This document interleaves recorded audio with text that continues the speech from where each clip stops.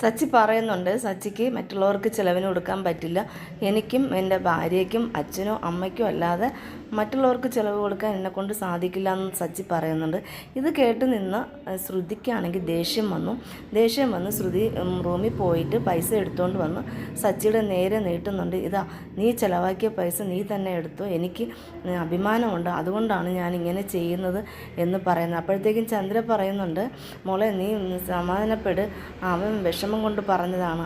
അച്ഛനും പറയുന്നുണ്ട്, മോളെ അവന് ഒരുപാട് കടമുള്ളതുകൊണ്ടാണ് അവൻ ഇങ്ങനെ പറയുന്നത്, അല്ലെങ്കിൽ അവൻ അങ്ങനെ പറയില്ല, രാപ്പകലില്ലാതെ അവൻ കഷ്ടപ്പെടുകയല്ലേ എന്ന് പറയുന്നുണ്ട്. ചന്ദ്ര പറയുന്നുണ്ട്, മോളെ ഈ പൈസ അവൻ വാങ്ങില്ല എന്ന് പറയുന്നത്. അപ്പോഴത്തേക്ക് സച്ചി പറയുന്നുണ്ട്, ഞാൻ വാങ്ങില്ലെന്ന്, ആര് പറഞ്ഞ് ഞാൻ വാങ്ങുന്നില്ലെന്ന്.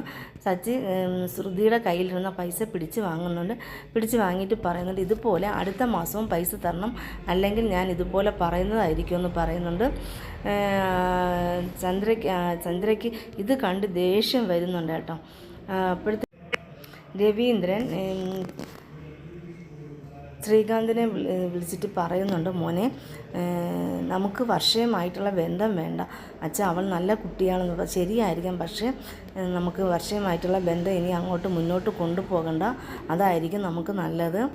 വർഷയുടെ അച്ഛൻ എന്നെ വിളിച്ച് ഉപദേശങ്ങളൊക്കെ തന്നു, നീയാണ് അവളുടെ പുറകിൽ പോകുന്നതെന്ന് പറയുന്നുണ്ട്. അപ്പോൾ ഇത് വേണ്ടെന്ന് പറയുന്നുണ്ട്. ഇത് കേട്ട് നമ്മുടെ ശ്രീകാന്ത് പറയുന്നുണ്ട്, ശരി അച്ഛാന്ന് പറയുന്നുണ്ട്, ഞാനിനി അങ്ങനെ ചെയ്തോളാം എന്ന് പറയുന്നുണ്ട്.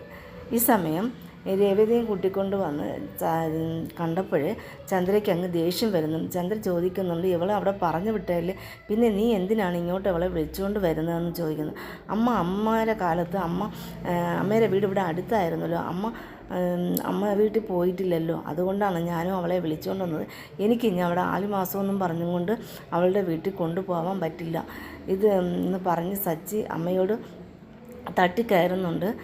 പക്ഷെ അവിടുത്തെ കാര്യങ്ങളൊന്നും ഇവിടെ പറയുന്നില്ല. ഗജാനന് വന്ന കാര്യമോ ഗജാനനെ വന്ന് ഉപദ്രവിച്ച കാര്യങ്ങളൊന്നും പറയുന്നില്ല.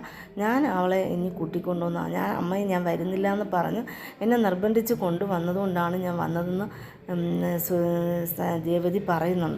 ശ്രുതി പറയുന്നുണ്ട്, ഞാൻ വാങ്ങിയ കാശെല്ലാം കൊടുക്കുന്നുണ്ട്, ഇനി അടുത്ത മാസം മുതൽ ശ്രുതിക്ക് ശമ്പളം കിട്ടും, അപ്പോഴും ഞങ്ങളായിരിക്കും ഇവിടുത്തെ ചിലവ് നടത്തുന്നത്, അതുകൊണ്ട് വിഷമിക്കേണ്ട കാര്യങ്ങളൊന്നുമില്ലെന്ന് പറയുന്നുണ്ട്. എൻ്റെ ഭർത്താവിനെ പറ്റി ഇൻസൾട്ട് ചെയ്യുന്നത് എനിക്ക് ഒട്ടും പിടിക്കുന്നില്ല. എൻ്റെ ഭർത്താവ് എടുത്തുകൊണ്ട് പോയ പൈസയ്ക്ക് തന്ന പലിശ പോലും ആകില്ലല്ലോ ഈ പൈസയെന്ന് സച്ചി ശ്രുതിയോട് പറയുന്നുണ്ട്. ഇത് കേട്ട് ചന്ദ്രമതിക്ക് ദേഷ്യം വരുന്നുണ്ട്. ചന്ദ്രമതിക്ക് ഒരേ ഒരു ലക്ഷ്യം മാത്രമേ ഉള്ളൂ, നമ്മുടെ ശ്രുതിയെയും സേഫാക്കുക, അവരുടെ ലക്ഷ്യം മാത്രമേ ഉള്ളൂ. ഇത്രയും നാൾ അച്ഛൻ സമ്പാദിച്ചാണ് ഇവിടുത്തെ വീട്ടിലെ കാര്യങ്ങളൊക്കെ നോക്കിക്കൊണ്ടിരുന്നത്, ഇനി ഞാൻ സമ്പാദിച്ച് കൊടുക്കുന്നുണ്ട്, ഇനി നീയാണ് ഇവിടെ സമ്പാദിച്ച് കൊടുക്കാനുള്ളത്, നീയാണ് ഈ കുടുംബത്തിലെ മൂത്തവൻ, അപ്പം നീയാണ് ഇവിടുത്തെ കാര്യങ്ങളൊക്കെ ചെയ്ത് കൊടുക്കാനുള്ളതെന്ന് പറയുന്നുണ്ട്. ശ്രുതിയോട് ദേഷ്യപ്പെട്ടുകൊണ്ട് ശ്രുതി മുറിക്കകത്ത് പോകുന്നുണ്ട്. അപ്പോഴത്തേക്കും സച്ചി പറയുന്നുണ്ട്, എടാ നീ ഈ അവൾക്ക് മേടിച്ച സാധനങ്ങളൊക്കെ നീ എടുത്തുകൊണ്ട് കൊടുക്കും, നിന്നെക്കൊണ്ട് ഒരു ഗുണത്തിനും കൊള്ളില്ല, ഇതെങ്കിലും നിനക്ക് ഉപകരിക്കട്ടെ എന്ന് പറയുന്നുണ്ട്. ശ്രുതിക്ക് ദേഷ്യം വന്നു, സച്ചിനെ ഒന്ന് നോക്കുന്നുണ്ട്. അപ്പോഴത്തേക്കുമാണ് നമ്മുടെ രേവതിയോട് പറയുന്നുണ്ട്, രേവതി നമ്മളെ പലവ്യഞ്ജന സാധനങ്ങളൊക്കെ നീ കിച്ചണിലോട്ട് എടുത്തുകൊണ്ട് വയ്ക്കുമെന്ന് പറയുന്നുണ്ട്. നിങ്ങൾ രണ്ടുപേരും വന്നത് ഇതിന് വേണ്ടിയായിരുന്നു, അവിടുത്തെ ഭക്ഷണം വേണ്ടെന്ന് വെച്ച് ഇങ്ങോട്ട് വന്നത് ഇതിന് വേണ്ടിയായിരുന്നു, ഇവിടെ വഴക്കുണ്ടാക്കാൻ വേണ്ടിയാണോ വന്നത്, ഞങ്ങൾക്ക് ഇവിടെ നിന്ന് ഭക്ഷണമൊന്നും വേണ്ട, ഞങ്ങൾ ഇന്ന് പുറത്തുനിന്ന് കഴിച്ചോളാം എന്ന് പറയുന്നു. അങ്ങനെ രേവതിയെ കൂട്ടി സച്ചി പുറത്ത് പോകാൻ വേണ്ടി പോയപ്പോൾ രേവതി പറയുന്നത്, വേണ്ട, ഞാൻ പെട്ടെന്ന് തന്നെ ഇവിടെ ആഹാരം ഉണ്ടാക്കി തരാം, അതിൻ്റെ ആവശ്യമില്ല, നമുക്ക് പുറത്തുനിന്ന് കഴിക്കാം, അപ്പോഴേ അച്ഛനും കൂടെ വാങ്ങിക്കൊണ്ട് വരാമെന്ന് പറയുന്നുണ്ട്. അങ്ങനെ അവർ രണ്ടുപേരും കൂടെ പുറത്ത് ഭക്ഷണം കഴിക്കാൻ വേണ്ടി പോവുകയാണ്. അങ്ങനെ ചന്ദ്ര ശ്രുതിക്ക് ഒരടി കൊടുത്തതിന് ശേഷം അങ്ങ് റൂമിലോട്ട് പോകുന്നുണ്ട്. ശ്രുതിയും പോകുന്നുണ്ട്. ശ്രുതി വിഷമത്തിൽ പറയാണ്, നിൻ്റെ അനിയൻ പറഞ്ഞ ഇതൊക്കെ കേട്ടില്ലേ, എന്നെ ഇൻസൾട്ട് ചെയ്ത് എന്തെല്ലാം പറഞ്ഞു, നീ അവിടെ എന്നെ സപ്പോർട്ട് ചെയ്ത് ഒരു കാര്യം പോലും പറഞ്ഞില്ല, നിന്നെ വിശ്വസിച്ചല്ലേ ഞാൻ ഇങ്ങോട്ട് വന്നതെന്ന് പറയുന്നുണ്ട്. എനിക്ക് എൻ്റെ സ്റ്റാൻഡേർഡിനനുസരിച്ച് അവനോട് സംസാരിക്കാൻ പറ്റില്ല, അതാണ് ഞാനൊന്നും മിണ്ടാതെ നിന്നെന്ന് ശ്രുതി പറയുന്നുണ്ട്. ആ രേവതി 2-3 പ്രാവശ്യം പറയുന്നത് കേട്ടു. എൻ്റെ ഭർത്താവ് സമ്പാദിച്ചതാണ്, എൻ്റെ ഭർത്താവ് സമ്പാദിച്ചതാണ് എന്ന് പറയുന്നത് ഞാൻ കേട്ടായിരുന്നു. നീ ഇതൊക്കെ കേട്ടുകൊണ്ട് നിൽക്കുക, എനിക്ക് സെൽഫ് റെസ്പെക്റ്റ് ഉണ്ട്, അപ്പം നീ പറയുന്നത് എനിക്കതില്ലെന്നാണോ പറയുന്നത്? അതുകൊണ്ടല്ല, നീ ഈ പറയുന്നതെല്ലാം സച്ചി പറയുന്നതെല്ലാം കേട്ടുകൊണ്ടതില്ലേ, അതുകൊണ്ടാണ് ഞാൻ നിന്നോട് ഇതൊക്കെ പറയുന്നത്. എനിക്ക് നിന്നെ വിശ്വസിച്ചല്ലേ ഞാൻ ഇങ്ങോട്ട് വന്നത്, അപ്പോൾ അതാ വിശ്വാസം എനിക്കില്ലാതായി. അങ്ങനെ ശ്രുതി കരഞ്ഞുകൊണ്ട് നിൽക്കുമ്പോൾ ചന്ദ്ര ഇങ്ങ് മുകളിലോട്ട് കയറി വരുന്നുണ്ട്. എന്താ മോളെ നീ കരയുന്നത്? ആ വൃത്തികെട്ടവൻ പറഞ്ഞതൊന്നും നീ മനസ്സിൽ വിചാരിക്കേണ്ട, അവൻ അങ്ങനത്തെ സ്വഭാവമാണ്, അവനോട് ആരാണ് സംസാരിക്കാൻ പോകുന്നതെന്ന് ചോദിക്കുന്നു. ഏടാ ശ്രുതി, നീ അവൾ കരയുമ്പോൾ നീ എന്താടാ മിണ്ടാതെ നോക്കി നിൽക്കുന്നതെന്ന് ചോദിക്കുന്നുണ്ട്.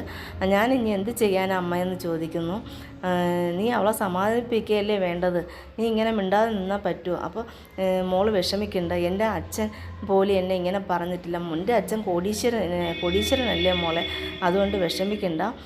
എന്ത് ചെയ്യാനാണ്, ഇവൻ്റെ സ്വഭാവം ഇങ്ങനെ ആയിപ്പോയി, ആ വൃത്തികെട്ടവനോട് സംസാരിക്കുകയും വേണ്ടെന്ന് പറയുന്നുണ്ട്. ഇതെല്ലാം ആ രേവതി തോണ്ടി വിട്ട് അവനെ വിട്ട് പറയിപ്പിക്കുന്നതാണെന്ന് ചന്ദ്രമതി ശ്രുതിയോട് പറയുന്നുണ്ട്.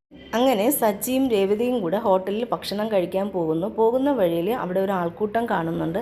ആൾക്കൂട്ടം കണ്ടപ്പോൾ സച്ചി അവിടെ വണ്ടി നിർത്തി പുറത്തേക്ക് നോക്കിയപ്പോൾ ഒരു അമ്മയും കുഞ്ഞും കിടക്കുന്നുണ്ട്. അമ്മയെന്ന് പറയുന്നത് ശ്രുതിയുടെ അമ്മയാണ്. നടന്നു വരുന്ന വഴിക്ക് അവർ തലച്ചുറ്റി വീണതാണ്. അങ്ങനെ ഉടൻ തന്നെ ആശുപത്രിയിലേക്ക് കൊണ്ടുപോകുന്നു. ആശുപത്രിയിൽ കൊണ്ടുപോകുന്ന സമയത്ത് കുഞ്ഞിനോട് ചോദിക്കുന്നു, മോനെ ഇതെന്ത് പറ്റിയതാണെന്ന്. അതെനിക്കറിയില്ല, അമ്മൂമ്മ തലകറങ്ങി വീഴുന്നതാണ്. അപ്പം പറഞ്ഞ് ഇവരുടെ മകൾ ഇവിടെ എവിടെയോ ഉണ്ട്, അവൻ മോളെ തിരക്കിയായിരിക്കും ഇവർ ഈ നാട്ടിൽ വന്നതെന്ന് പറയുന്നുണ്ട്. അപ്പോഴത്തേക്കും പറയുന്നുണ്ട് രേവതി അവർ ബാഗിൽ എന്തെങ്കിലും ഉണ്ടാവും പരിശോധിച്ച് നോക്കുമ്പോഴത്തേക്കും ഒരു ഫോൺ ഉണ്ടായിരുന്നു. പക്ഷേ ആ ഫോണും തറയിൽ വീണ് ഉടഞ്ഞിരിക്കുകയാണ്. അപ്പോൾ അതുകൊണ്ട് അറിയാൻ പറ്റില്ല. പക്ഷേ ഈ കുഞ്ഞ് ശ്രുതിയെ പേടിച്ച് ഒന്നും ആരോടും പറയില്ലെന്ന് പറഞ്ഞിട്ടുണ്ട്. അതുകൊണ്ട് ഒന്നും പറയുന്നില്ല, ഒളിച്ച് വെക്കണം.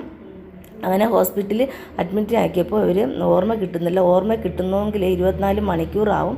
അപ്പോഴത്തേക്കും സച്ചി പറയുന്നു, നമുക്ക് പോവാം, നമ്മുടെ നമ്പർ ഇവിടെ കൊടുത്തിട്ട് പോവാം, അവർ ഓർമ്മ കിട്ടുമ്പോൾ വിളിച്ചറിയി, ഈ കുഞ്ഞിനെയും കൂടെ നമുക്ക് കൊണ്ടുപോകാമെന്ന് പറയുന്നുണ്ട്.